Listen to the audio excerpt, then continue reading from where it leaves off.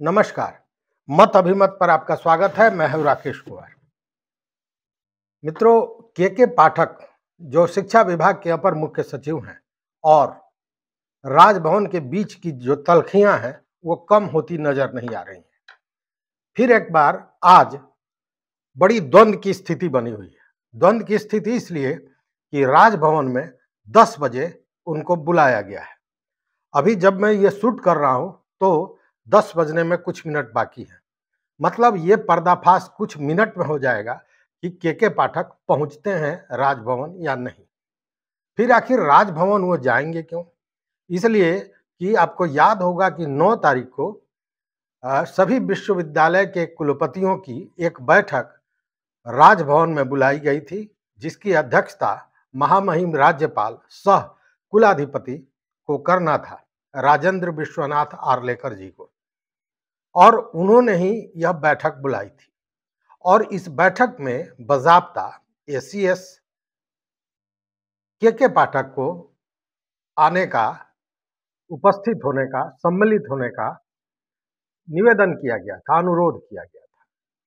बैठक 9 तारीख को हुई। सभी विश्वविद्यालय के जो कुलपति हैं वो सारे लोग पहुंचे, बैठक हुई। अगर कोई नहीं पहुंचा तो वो थे के पाठक। के पाठक महामहिम राज्यपाल सह कुलाधिपति के पत्र के बावजूद उपस्थित नहीं हुए।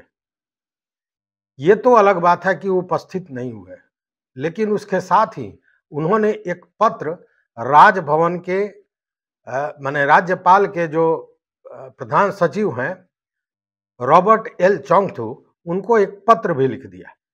और उस पत्र में क्या लिखा, ये आप इसका पूरा ब्यौरा हमने पिछले वीडियो में दिया था। मतलब कि उसमें उन्होंने राज्यपाल के अधिकारों को चुनौती दे दी थी और एक तरह से कहे कि चेतावनी भी दी थी।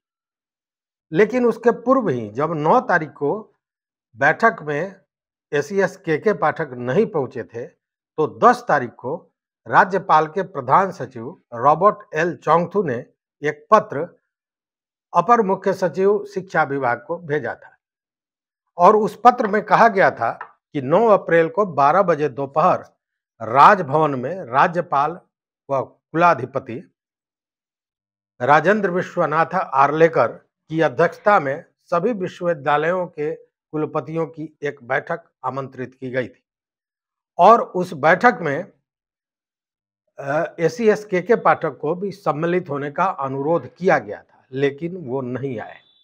पत्र में कहा गया है कि इस संदर्भ में खेद व्यक्त करते हुए परीक्षा की गई है, मतलब कारण परीक्षा, सो कॉज पूछा गया है और यह कहा गया है कि आखिर वह कौन सी स्थिति थी, परिस्थिति थी, जिसके चलते राज्यपाल द्वारा बुलाई गए बैठक में एसीएस के पाठक नहीं पहुंचे थे।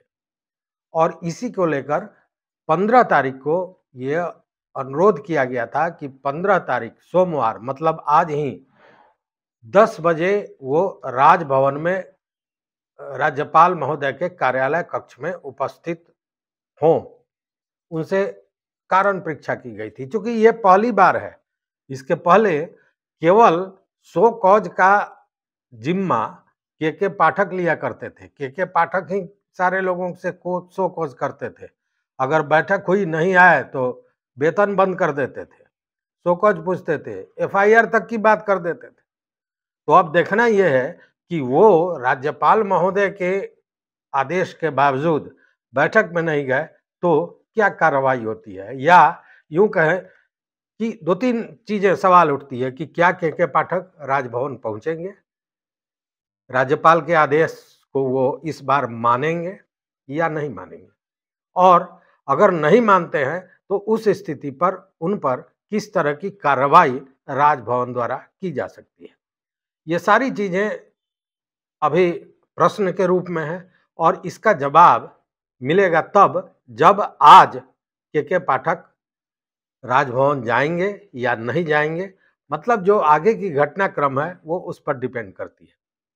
तो देखते हैं कि के पाठक क्या करते हैं, क्योंकि अभी तक वो अपनी जिद पर एक अड़े रहते हैं। जो कहते हैं हम वही करते हैं, चाहे वो सही हो चाहे वो गलत हो, चाहे वो नियमानुकूल हो या नियम के विपरीत हो, करते वही है जो वो चाहते हैं। और अब तक उन पर किसी तरह का कोई बंदिश या अंकुश लगाने का काम न तो सरकार कर सकी है, न विभाग कर सका है, न मंत्री कर सके हैं, न मुख्यमंत्री कर सके हैं। अब ऐसी स्थिति में राजभवन के साथ जो तल्खियां बढ़ रही है, वो किस हद तक जाती हैं, यह देखने वाली बात होगी। तो इस वीडियो में बस इतना ही। आज क्या होता है फिर उस घटनाक्रम के साथ आपके सामने उपस्थित होंगे। देखते रहिए मत अभिमत। चैनल पर नए हो तो निश्चित रूप से मित्रों इसको सब्सक्राइब कर लीजिए और इस पर जरूर अपनी टिप्पणी दीजिए कि क्या के पाठक राजभवन जाएंगे। देखते रहिए मत अभिमत। बहुत बहुत धन्यवाद, बहुत बहुत धन्यवाद।